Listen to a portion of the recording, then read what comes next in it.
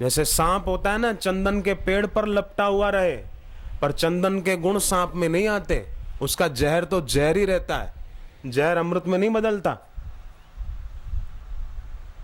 पत्थर को पानी में रखो, बरसों तक पानी में पड़ा रहे पत्थर, पर उस पत्थर को उठाकर आप देखो, बाहर निकालो, 2 मिनट में कोरा हो जाएगा। ऐसे भी लोग होते हैं कई, और कई ऐसे भी होते हैं कि भले तीर्थ में न रहते हो, परंतु फिर भी उनके हृदय में साधुता ही होती है, उनके हृदय में ज्ञान की प्रीति की गंगा लहराती रहती है। और बाहर से, गुरु से, तीर्थ से दूर होते हुए भी उनका हृदय तीर्थ जैसा पवित्र रहता है, उनका मन गंगा की तरह पवित्र रहता है। जैसे गंगा जी ने भीष्म को जन्म दिया था, ऐसे ही उनकी मति में संयम रूपी भीष्म का जन्म होता है, सदाचार रूपी भीष्म का जन्म होता है, क्योंकि उनके मन में प्रीति की गंगा लहरा रही है। बाकी के लोग तो कहीं अरे बोले सत्संग की क्या जरूरत है, नहीं होना चाहिए, नाम जप की क्या जरूरत है। अरे भैया, तो दुकान है तो घर की क्या जरूरत है, ऑफिस है तो फिर घर की क्या जरूरत है, जप की क्या जरूरत है, बोले सत्संग की क्या जरूरत है। रोटी खाई तो पानी की क्या जरूरत है, मत पियो पानी, खाली रोटी खा ली बस, पानी क्यों पीते हो। नहाने की क्या जरूरत है, उसमें तो सब चाहिए, बाकी इसमें सत्संग की क्या जरूरत है, जप की क्या जरूरत है। देखो भाई, मनुष्यों में अधिक लोग तो मानो मरने के लिए ही जी रहे हैं।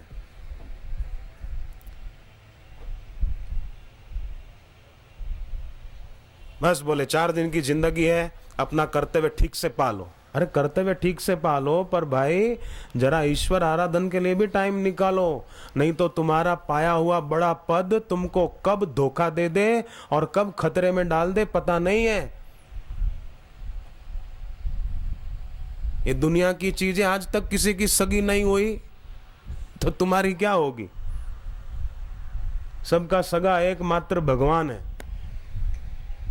धनभागी वो है उस भगवान में, भगवान के नाम में और सत्संग में जिसकी प्रीति है, वही बड़भागी है। बाकी तो ऐसे लोगों का जीवन मानो एक लंबी निराशा की यात्रा है, मरने के लिए ही जी रहे हैं बस। और मौत आएगी तो देखेगी इनके हाथ खाली थे, अभी भी खाली है। लोग बोलते हैं मरते समय आदमी खाली हाथ जाता है, पर ये सही बात नहीं है।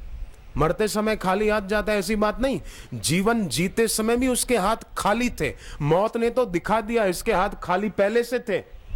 मौत किसी के हाथ खाली नहीं करती, मरते समय कोई खाली हाथ जाता है ऐसी बात नहीं है, जीवन काल में ही खाली हाथ होता है। बाहर से लगता है बड़ा साहब है, बड़ा अधिकारी है, बड़ा पैसा है इसके पास, अधिकार है, योग्यता है, खाक वो क्या काम आएगी, मौत से तो छुड़ा नहीं पाएगी। बड़े बड़े अधिकारी भी बेचारे ऐसे बुरी तरह उलझ जाते हैं कि गुत्थियां सुलझती नहीं है।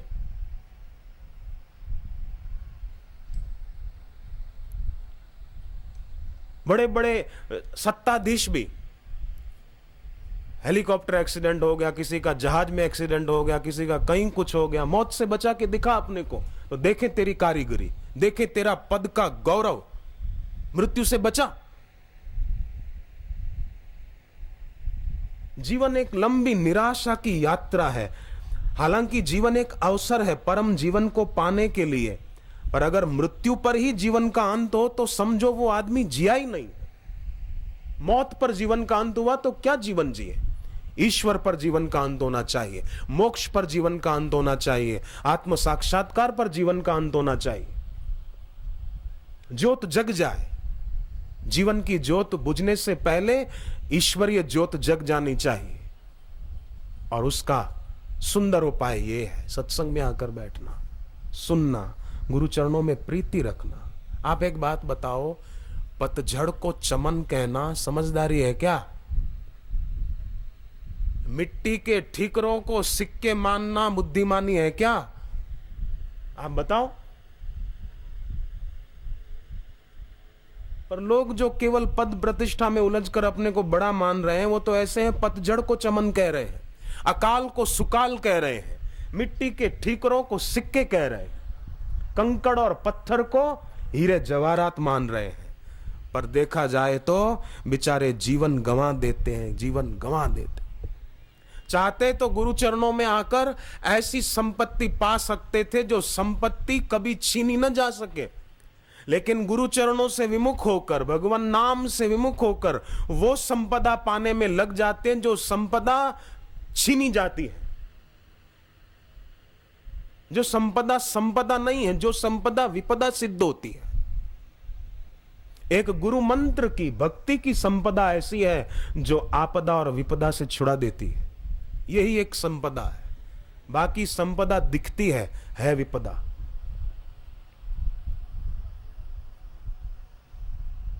बाकी संपदा ऐसी है कि सांप के आगे बैठकर अमृत पाने की इच्छा करना।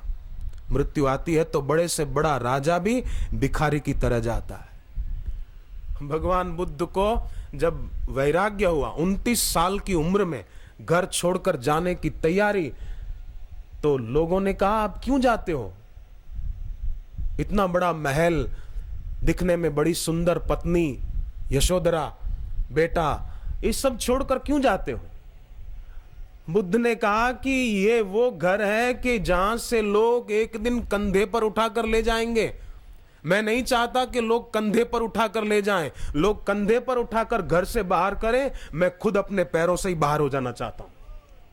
यहां से तो लोग उठा के ले जाएंगे, मैं नहीं चाहूंगा तो भी उठाकर ले जाएंगे। मैं चाहता हूं मैं किसी के कंधे पर नहीं, अपने पैरों से चलकर जाऊं।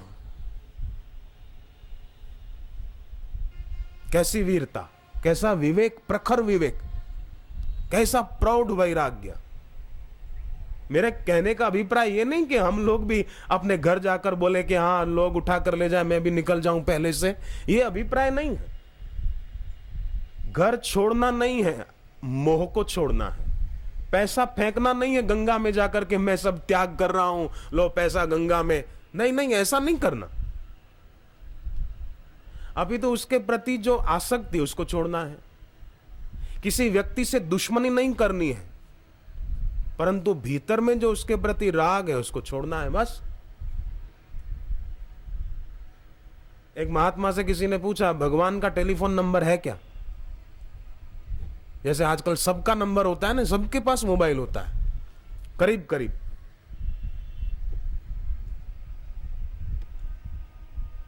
तो पूछा भगवान का कोई नंबर है? संत ने कहा हाँ है ना। तो बोले बताओ। बोले 0, 0, यही नंबर है। अपने हृदय को शून्य करो, फालतू विचारों से, विकारों से, इच्छाओं से अपने दिल को शून्य कर दो, बस यही इसका नंबर है। तो सत प्रेरणा मिलने लगेगी, बात होने लगेगी। पर ना समझ होते हैं ना, वो बेचारे पकड़े रखते हैं, बस इसका नंबर, उसका नंबर, ये फलाना, ये मेरी फलानी, ये मेरा दोस्त है, ये फलाना, ये फलाना। मजा आता है, मजा संबंध बढ़ाने में, परिचय बढ़ाने में मजा आता है, अच्छा लगता है।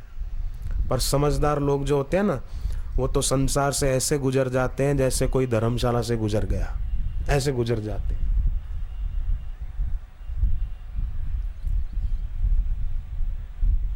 धर्मशाला से कोई गुजरता है तो ऐसा नहीं सोचता कि ये मेरा घर है, नहीं नहीं, मेरा तो 2-3, हरिद्वार में आप आए हो तो कहीं धर्मशाला में, कहीं कमरे में रुके होंगे, आपने आवास लिया होगा, तो ऐसा थोड़ी सोचेंगे मेरा घर है। नहीं, 2 तारीख को, कोई 3 तारीख को, कोई 4 को कि चल मेरे भैया अपने घर चलो, हम यहाँ के निवासी नहीं, हम यहाँ प्रवासी हैं, कुछ दिन के लिए आए।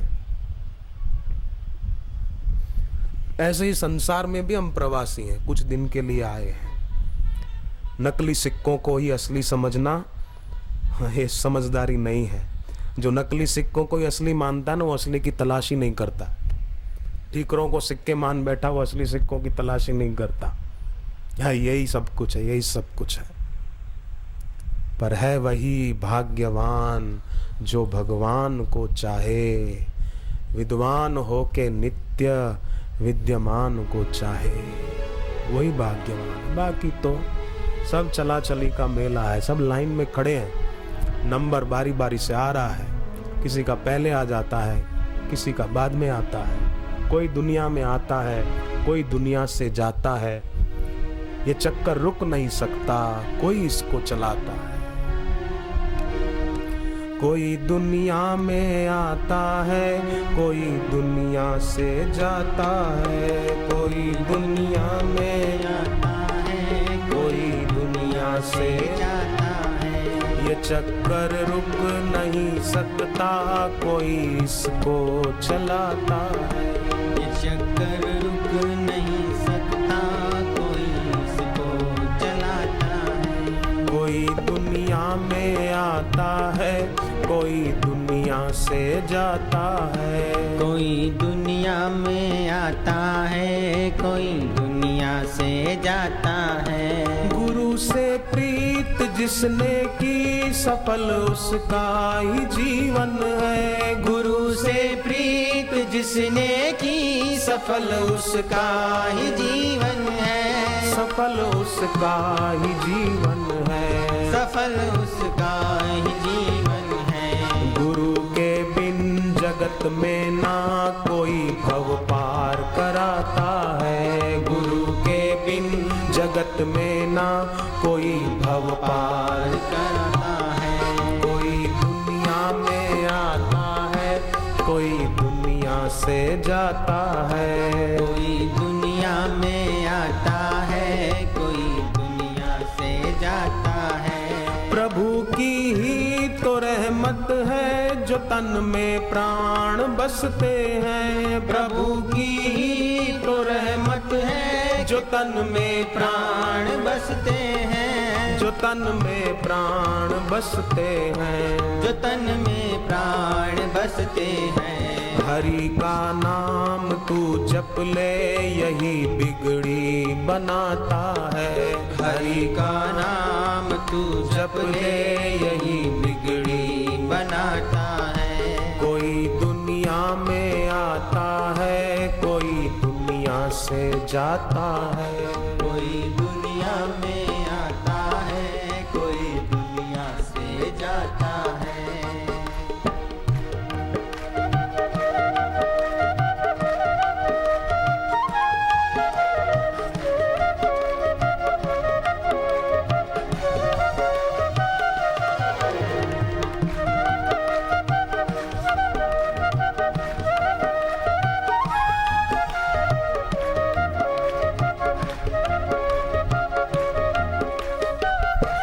गुरु के द्वार पे जो है, नहीं कहीं और मिलता है। गुरु के द्वार पे जो है, नहीं कहीं और मिलता है। गुरु के द्वार पे जो है, नहीं कहीं और मिलता है। गुरु के द्वार पे जो है, नहीं कहीं और मिलता है। नहीं कहीं और मिलता है। नहीं कहीं और मिलता है। गुरु के जैसा ना कोई है, गुरु ही भाग्य विधाता है। गुरु के जैसा ना कोई है, गुरु ही भाग्य विधाता है। कोई दुनिया में आता है, कोई दुनिया से जाता है। कोई दुनिया में आता है, कोई दुनिया से जाता है।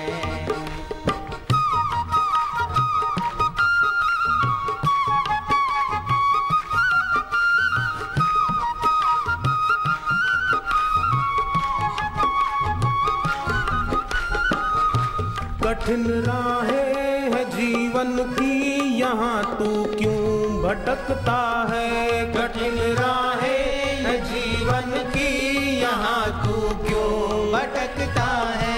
कठिन राहें है जीवन की, यहाँ तू क्यों भटकता है।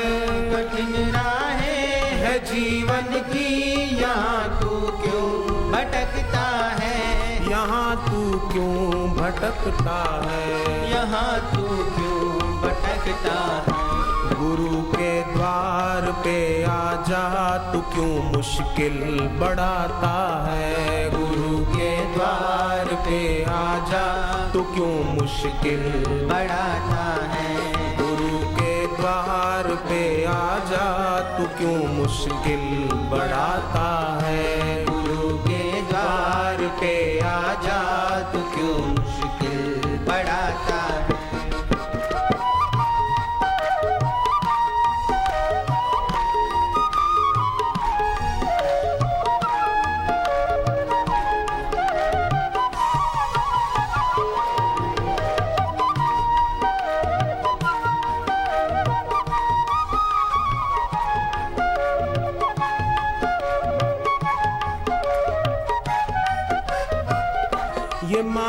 तन जो है पाया नहीं हर बार मिलता है। ये मानुष तन जो है पाया नहीं हर बार मिलता है।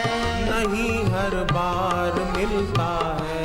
नहीं हर बार मिलता है। पाया है जो ये अवसर उसे तू क्यों गंवाता है।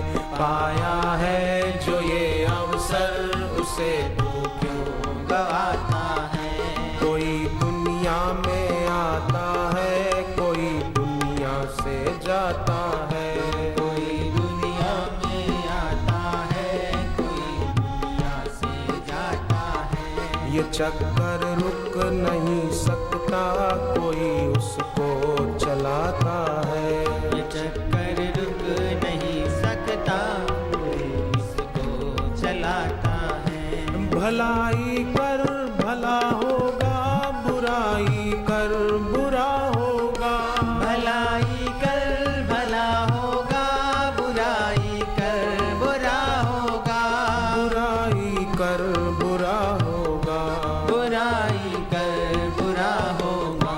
जो जैसा बीज बोता है वो वैसा ही फल पाता है। जो जैसा बीज बोता है वो वैसा ही फल पाता है। कोई दुनिया में आता है कोई दुनिया से जाता है। कोई दुनिया में आता है कोई दुनिया से जाता है। तो दुनिया से कोई आता है कोई जाता है। बड़भागी वो है जो खाली हाथ नहीं जाता। देखो गुरु से जो संपदा मिलती है ना ज्ञान की वही संपदा है। बाकी सब दिखती संपदा है पर है विपदा। उसका उपयोग करना चाहिए यथा योग्य कमाना चाहिए।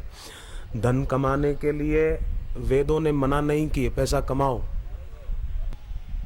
परिस्थिति दुखद आने पर जो व्यक्ति दुखी हो जाता है वो मनुष्य कैसा परिस्थिति कैसी भी आए पर सोचे कि ये भी गुजर जाएगा।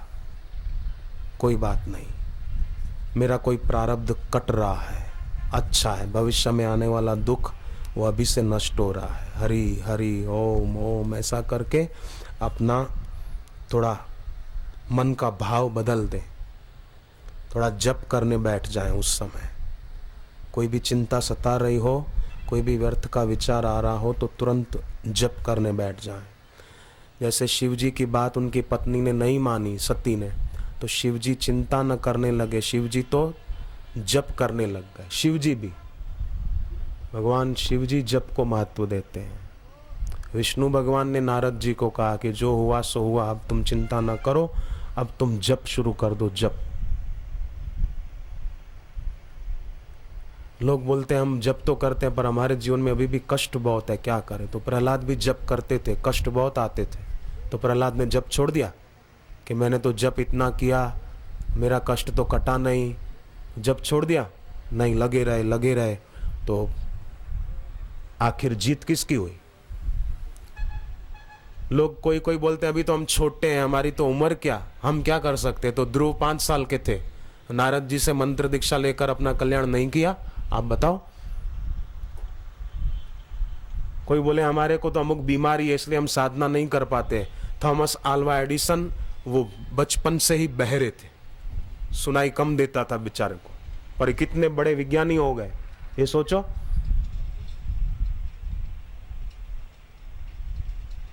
एक बड़ी प्रसिद्ध नर्तकी मैं नाम भूल रहा हूं उसके दोनों पैर नकली थे काष्ठ के थे और वो बड़ी प्रसिद्ध नर्तकी हो गई।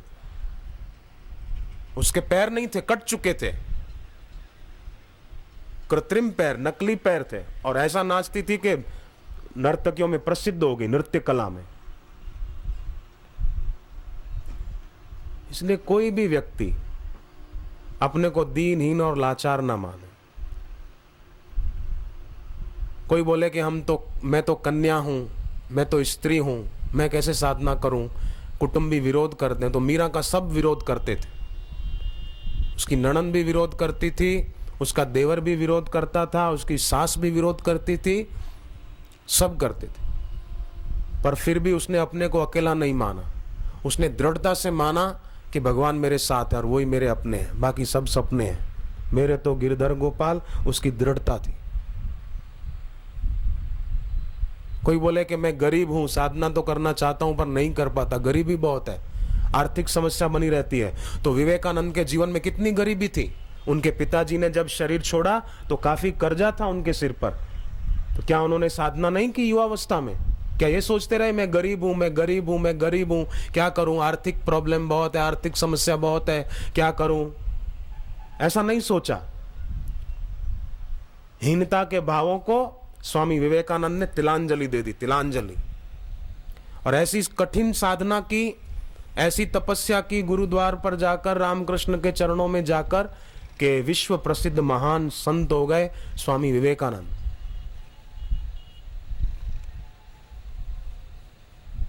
इसलिए कभी भी अपने को लाचार तो मानना ही नहीं। देखो भाई, अपने जीवन में अगर कर्तव्य परायणता होगी, कर्तव्य पलायनता नहीं होगी, तो हम हर कार्य में सफल हो जाएंगे।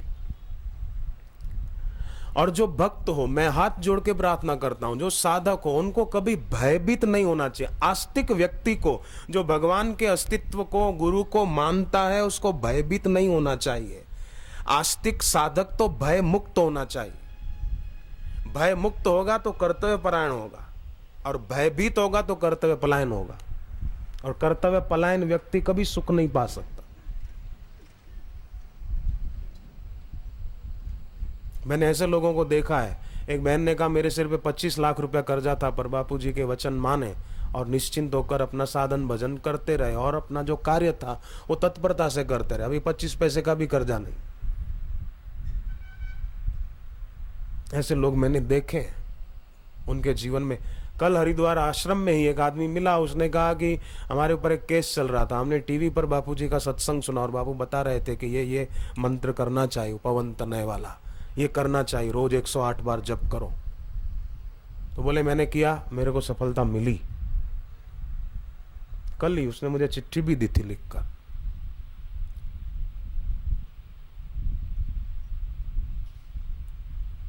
परिस्थिति दुखद आने पर घबरा जाना और भयभीत हो जाना, ये समझो मुसीबतों को और आमंत्रित करने के समान है। इसलिए हम उसको आमंत्रित न करें, हम तो गुरु ज्ञान को, गुरु कृपा को, गुरु भक्ति को आमंत्रित करें। बस अपने आप परिणाम बढ़िया आता जाएगा, बढ़िया आता जाएगा।